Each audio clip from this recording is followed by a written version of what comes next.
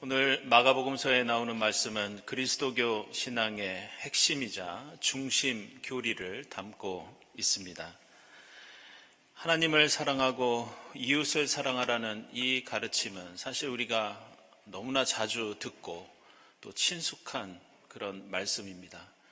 그래서 마치 교실에 걸려있는 교훈처럼 때로는 우리는 이것을 식상하게 생각할 때도 있고 또 그저 당연하게 여길 때가 많이 있습니다. 하지만 이 말씀은 지금 현대사회가 겪고 있는 여러 가지 어려움들을 우리가 진지하게 고려해 본다면 지금 당장 우리에게 가장 필요하고 가장 유효한 가치가 오늘 복음서의 이 가르침이라고 할 수 있겠습니다. 그 영미권의 대표적인 이 사상자이자 이 철학자인 찰스 테일러라고 하는 분이 있습니다. 저도 유학 시절에 이분의 논문이나 책을 여러 편 읽은 적이 있는데 이분이 쓴 책 중에 불안한 현대사회라는 책이 있습니다. 이것은 번역돼 있어서 우리나라에도 많은 독자들이 읽은 걸로 알고 있습니다. 이 책에는 날로 기술은 발전하고 인간의 문명은 진보하고 있는데 왜 우리는 날이 갈수록 더욱더 상실감이 커지고 더 불안해지고 더 힘들어지는가, 이런 현대사회의 병폐를 분석하고 또 대안을 제시하는 그런 책입니다. 이 찰스 테일러는 세 가지 원인을 말하는데 우리가 이렇게 알고 있는 내용입니다. 첫 번째가 개인주의입니다. 사실 서구 사회의 개인주의보다 우리 사회의 개인주의가 얼마나 심각한지는 우리가 잘 알고 있습니다. 가족 이기주의, 게다가 교회마저도 이기주의에 빠져서 그저 내 교회가 최고, 하나님의 몸된 교회에 대한 의식은 없고 내 자식만 최고. 이 찰스 테일러는 이 개인주의 때문에 우리 사회가 점점 불안해지고 우리는 상실감이 커진다고 말합니다. 두 번째는 도구적 이성이라는 말을 사용합니다. 이건 간단합니다. 사람을 보든지 사물을 보든지 무엇을 보든지 인간관계마저도 무엇인가 나한테 이득이 돼야 되고 나한테 기쁨이 되어야 한다는 그런 생각입니다. 세상 얘기할 거 없이 우리는 교회에서도 이런 면을 봅니다. 교회에 가는데 그 마음속에 이득을 얻으려고 가는 사람들이 많습니다. 예배를 드리면서도 무엇인가 얻는 게 목적이라고 착각하는 신앙인이 한두 명이 아닙니다. 그래서 이 찰스 테일러는 이러한 심각한 이기주의가 우리를 더욱더 불행하게 만들고 옛날에는 인간이 지금처럼 이렇지 않고 공동체 의식을 가지고 함께 고민하면서 어떻게 살아가야 될지 협력했지만 지금은 다른 세상이 되었다고 말하고 있습니다. 그래서 찰스 테일러는 이러한 사회에서는 각 개인이 정체성이 점점 얄팍해지고 경쟁이 심해지고 이기적이 되면서 불안과 상실이 커진다고 지적합니다. 이 찰스 테일러는 현대사회의 불안과 병폐의 원인으로 세 번째 문제도 지적하고 있는데 이게 매우 주목할 만합니다. 그것은 정치적인 자유의 상실입니다. 우리는 최근에 4년마다 5년마다 정치 지도자를 뽑는 것이 얼마나 위험하고 아슬아슬한 일인지 절실하게 깨닫고 있습니다. 민주주의는 훌륭하고 중요하지만 찰스 테일러는 우리가 투표하는 일 말고는 좋은 세상을 만들기 위해서 개인이 할 수 있는 일이 너무나 제한되어 있다고 그렇게 주장합니다. 그의 분석처럼 현실 정치는 몇몇 엘리트 소수들에 의해서 이루어집니다. 가난하고 연약하고 병들고 고통당하는 사람은 아무리 투표하고 아무리 제도가 달라지고 아무리 지도자가 달라져도 고난과 어려움에서 벗어나기가 너무나 힘들다는 것을 우리는 알고 있습니다. 그래서 이 민주주의 정치체제조차도 살만하고 건강하고 어느 정도 이 땅에서 누릴 게 있는 사람들을 위한 체제라는 게 그의 지적입니다. 오늘 서두부터 이런 말씀을 드리는 이유는 단순해 보이는 하나님 사랑, 이웃 사랑, 이것이 우리가 겪고 있는 이런 문제를 해결하는데 매우 중요한 원리를 제공하고 있기 때문입니다. 그리고 그 실제 사례를 찾아볼 수 있는 이야기가 오늘 룻기에 나오는 룻과 나오미의 이야기입니다. 룻기를 보면 시어머니 나오미와 며느리 룻이라는 두 여인이 등장합니다. 원래 나오미의 가정은 이스라엘에 살다가 기근이 찾아와서 굶어 죽지 않으려고 모압 땅으로 이주를 합니다. 그런데 이 가정에 더 큰 어려움이 닥치기 시작합니다. 나오미의 남편 엘리멜렉은 죽게 되고 몇 년 있다가 사랑하는 두 아들 말론과 기럨도 죽게 됩니다. 그래서 이 나오미는 두 며느리와 남게 되는데 오늘 말씀 보시면 나오미는 이 두 며느리를 향해서 너희는 나와 함께 있으면 굶어 죽게 된다. 어떤 어려움을 당할지 모른다. 그러니 친정으로 돌아가라고 권면합니다.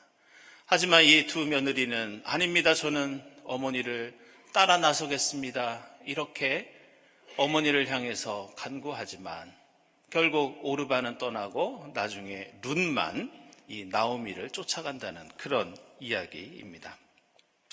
왜 룻은 시어머니 나오미를 따라서 이스라엘 땅으로 갔는가? 우리는 궁금할 수밖에 없는데 그 이유가 룻기 1장 16절에 이렇게 나옵니다. 어머님의 결례가 내 결례이고 어머님의 하나님이 내 하나님입니다. 다시 말하면 이제 저도 어머니의 신앙 공동체에 속해서 하나님의 백성으로서 어머니가 그동안 믿어왔던 그 하나님을 저도 한번 믿어보겠습니다. 이것이 룻이 나오미를 따라갔던 이유였습니다. 비록 지금까지 엄청난 고통과 어려움을 겪었지만 우리 가정에는 배고픔도 있었고 아버님도 돌아가시고 남편도 죽고 형제도 죽었지만 제가 옆에서 어머니를 보니까 믿음을 통해서 그 고난을 이겨오신 그 모습을 제가 보았습니다. 저는 친정으로 돌아갈 수도 있지만 이제는 그 믿음 때문에 어머니의 하나님을 향한 그 사랑 때문에 저도 하나님을 믿고 어머니를 따라가 하나님의 백성이 될 마음이 생겼습니다. 바로 이런 이유 때문에 룻은 나오미를 따라갑니다. 룻은 나오미를 따라 이스라엘 땅으로 가게 됐을 때 그곳에서 보아스라는 사람을 만납니다. 하나님을 사랑하는 그 믿음 때문에 따라 나섰는데 이번에는 이웃사랑 때문에 이 룻이 살아남게 됩니다. 이 가난한 여인을 향해서 보아스는 먹을 것을 나누어 주었고 결국 나중에는 서로 가정을 이루어서 하나님의 구원 역사가 이루어졌다는 그런 이야기가 이어집니다. 결국 룻의 이야기는 위기 속에 있던 한 가정이 하나님 사랑과 이웃 사랑을 통해서 그것을 어떻게 극복해 갔는지 그 모습을 우리에게 보여주고 있는 말씀이라고 할 수 있습니다. 그런데 이 룻기는 우리가 생각하기에는 조그만 어떤 위기 속에 있는 한 가정의 아름다운 미담 같지만 사실 이 룻기에는 우리가 상상하지 못했던 거시적인 역사적인 주제가 담겨 있습니다. 그것은 서두에서 말씀드렸던 것처럼 이 불안 가득한 현대 사회에서 우리는 무엇을 추구하면서 살아가야 하는지 또 다른 지혜를 우리에게 가르쳐주고 있는 것이 이 룻의 이야기입니다. 우리가 주목할 것은 이 룻과 나오미의 이야기가 구약 성경에 어디에 위치해 있고 있는지 그것을 우리는 자세히 생각해 봐야 합니다. 룻기라는 책 앞에는 사사기가 나옵니다. 룻기라는 책 뒤에는 사무엘기가 나옵니다. 그런데 사사기와 사무엘기는 이스라엘 역사 가운데에서 가장 정치적인 변화가 심했던 시대였습니다. 사사기에는 당시 이스라엘을 다스리던 사사라는 사람들이 있었습니다. 그들은 재판관이었고, 그들은 제사장이었고, 군사 지도자였고, 행정가였습니다. 그들은 다양한 역할을 감당했습니다. 그 사사들이 나라를 다스리다가 이제 사무엘기로 넘어가게 되면 백성들의 마음이 달라지기 시작합니다. 하나님을 향해서 하나님, 우리에게도 다른 나라처럼 왕을 주십시오. 우리에게 강력한 왕을 세워 주십시오. 이렇게 요구합니다. 그때 하나님께서는 이 백성들을 향해서 너희는 착각하지 말아라. 오늘 시편 교독에 나오는 말씀처럼 너희는 고관을 의지하지 말고 사람의 지도자를 믿지 말아라. 너희가 왕을 세우면 그 왕 때문에 너희는 세금을 엄청나게 내야 하고 강제 노역에 시달려야 하고 그 때문에 온갖 억압과 지배를 당할 것이다. 이렇게 경고합니다.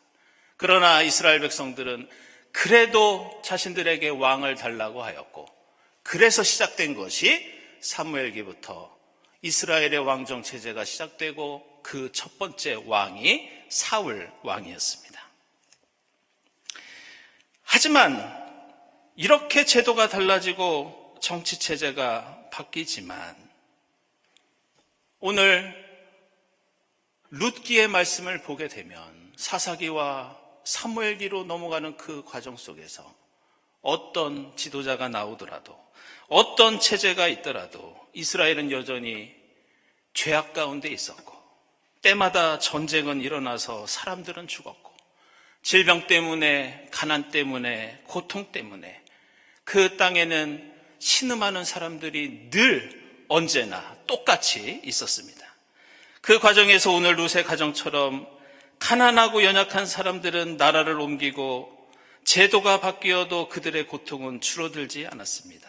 다만 그들처럼 연약한 사람들이 살아갈 수 있었던 단 하나의 길은 이 룻의 가정에서 볼 수 있는 것처럼 하나님을 사랑하고 믿고 의지했던 것, 그리고 옆에 있는 이웃을 돌보았던 이웃사랑, 바로 오늘 복음서에서 예수께서 말씀하시는 하나님 사랑과 이웃사랑이 그들에게는 유일한 희망이었고 살 길이었습니다.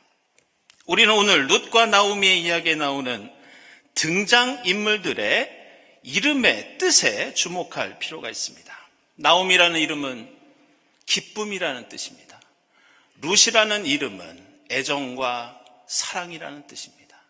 그런데 놀랍게도 나오미의 두 아들 말론과 기럐이라는 이름은 말론은 질병이라는 뜻이고 기럐은 황폐라는 뜻입니다. 그리고 무엇보다 중요한 것은 이 가정의 아버지는 이 모든 이야기의 목적이 어디에 있는지 우리에게 가르쳐주고 있습니다. 이 아버지 엘리멜렉의 이름의 뜻은 놀랍게도 나의 하나님은 왕이시다. 세상에 어떤 인간이 우리의 왕이 되는 것이 아니라, 우리의 지도자가 되는 것이 아니라, 어떤 인간도 우리를 지배하는 것이 아니라 오직 하나님만이 우리의 왕이시다. 이것이 엘리멜렉의 이름의 뜻이었습니다. 결국 오늘 이야기는 사사기에서 룻기를 거쳐 사무엘기로 이어지는 역사적인 배경, 그리고 룻의 가족들의 이름을 통해서 다음과 같은 의미를 우리에게 가르쳐주고 있습니다. 우리가 이스라엘에 살든지 모압 땅에 살든지 나라를 다스리는 게 사사든지 왕이든지 우리가 사는 세상에는 기쁨도 있고 사랑도 있지만 우리는 질병도 피할 수 없고 우리에게는 고통과 어려움과 죽음이 늘 함께 있다는 그런 뜻입니다. 그러나 우리를 다스리시는 진정한 왕이신 하나님을 믿고 바라본다면, 그분 안에서 우리가 서로 사랑한다면 이 고난과 어려움을 이겨낼 수 있고 헤쳐나갈 수 있다는 뜻이 오늘 룻기 말씀 속에 담겨 있습니다. 우리는 종종 복음서를 보면서 로마 제국이라는 구조적인 폭력과 어마어마한 죄악 앞에서 그 제국을 굴복시키고 변화시킨 예수의 방식에 대해서 주목해야 합니다. 예수께서는 그 엄청난 폭력과 차별과 불의 앞에서 너무나 우리가 보기에는 답답하게 해도 그저 하나님 사랑과 이웃 사랑을 실천하고 가르쳐 주시면서 몸소 십자가에 달리셨습니다. 그리고 그것이 겉으로 보기에는 답답해 보이고 시간이 걸리더라도 세상을 근본적으로 변화시키는 유일한 대안이라는 것을 우리에게 확증해 주셨습니다. 아시는 것처럼 룻기의 마지막 부분은 룻기 4장 21절과 22절에 우리에게 익히 알려진 족보 하나가 결론처럼 나오고 있습니다. 그 족보를 보면 살몬은 보아스를 낳았고 보아스는 오벳을 낳고 오벳은 이새를 낳고 이새는 다윗을 낳았다는 족보입니다. 그리고 이 다윗의 족보는 예수 그리스도의 탄생까지 이어집니다. 룻과 나오미는 철체절명의 위기와 고난을 겪을 때 하나님을 먼저 믿었고 소망을 잃지 않았고 서로 사랑했습니다. 그리고 얼마 지나지 않아 하나님께서는 이들의 후손 가운데 다윗을 세우셨고 예수 그리스도를 시간이 걸리지만 결국 우리에게 보내주셨습니다. 우리는 종종 우리 인간이라는 존재가 마치 고통과 슬픔과 죽음 앞에 우두커니 줄을 서고 기다리고 있는 것이 아닌가 그렇게 절망할 때가 많이 있습니다. 그러나 우리 그리스도인은 그 고난과 역경 가운데에도 새로운 세상을 만들기 위해서 세상의 그 어떤 것보다 먼저 믿고 소망하고 사랑하는 존재입니다. 그렇게 우리가 믿고 소망하고 사랑할 때 창조주 하나님께서 우리의 유일한 왕이 되어 주시고 나오미와 룻으로부터 다윗과 예수가 나온 것처럼 우리가 가는 길에 새로운 구원과 생명의 역사를 이어가게 하실 줄 믿습니다. 기도하겠습니다. 하나님, 저희의 삶은 어둡고 불안하고 고통으로 가득 차 있습니다. 이 세상 속에서 우리의 왕 되신 하나님만을 먼저 의지하게 하시고 저희가 서로 사랑으로 돕고 의지하면서 새로운 생명의 족보, 구원의 역사 만들어갈 수 있도록 힘주시고 인도해 주시옵소서. 예수 그리스도의 이름으로 기도드리옵나이다. 아멘.